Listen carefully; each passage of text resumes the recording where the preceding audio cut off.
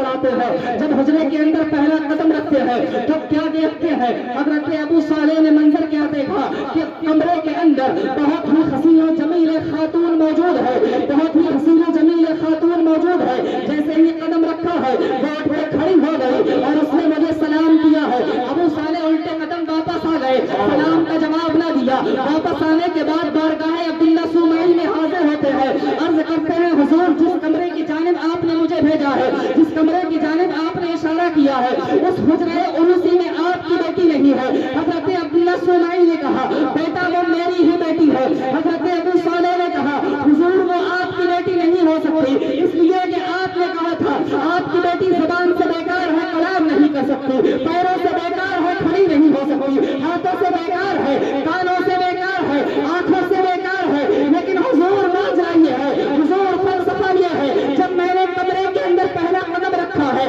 تو بڑی حسین و جمیل خاتون کمرے میں موجود ہے اور وہ اپنے پیروں پہ کھڑی ہو گئی اور اس نے مجھے سلام کیا ہے۔ تو حضرت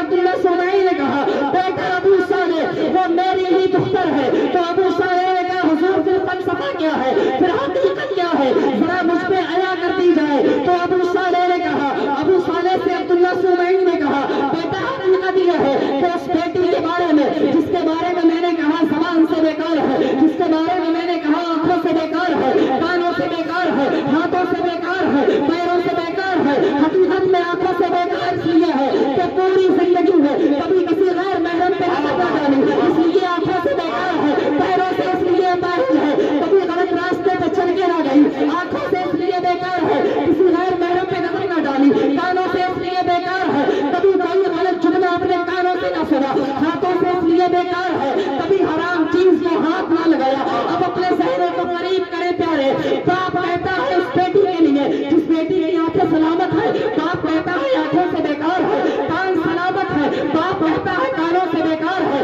زبان سلامت ہے، باپ کہتا ہے زبان سے بیکار ہے، کان سلامت ہے، باپ کہتا ہے کانوں سے بیکار ہے، پیر سلامت ہے، باپ کہتا ہے پیروں سے بیکار ہے۔ اور وہ جو ایک اللہ کا نیک بندہ ہے وہ بہت مومن ہے جس کے دل میں خشیت ربانی کا عالم یہ ہے کہ ایک سیب کی خاطر جو سیب پیڑ سے توڑ کر نہیں کھایا بلکہ دریا میں گر گیا تھا، اتنی بڑی قربانی دینے کے لیے تیار ہو گیا۔ جب ایسا متقی باپ ہوتا ہے اور ایسی متقیہ ماں ہوتی ہے تو اس باپ کے نتیجے سے اور اس باپ کے شکم سے اللہ جو اولاد پیدا کرتا ہے اس میں تو دنیا غوث اعظم کے نام سے تکبیر، نعرہ تکبیر، نعرہ رسالت، نعرہ غوثیت، عظمت غوث اعظم، عظمت غوث اعظم، غوث پاک کا دامن، غوث پاک کا دامن، جشن غوث الورا حضرت مولانا خالد رضا منظری صاحب قبلہ، نعرہ تکبیر، سبحان اللہ، ماشاء اللہ، واہ، لہک کے بولے لبیک یا غوث اعظم، لبیک یا غوث اعظم۔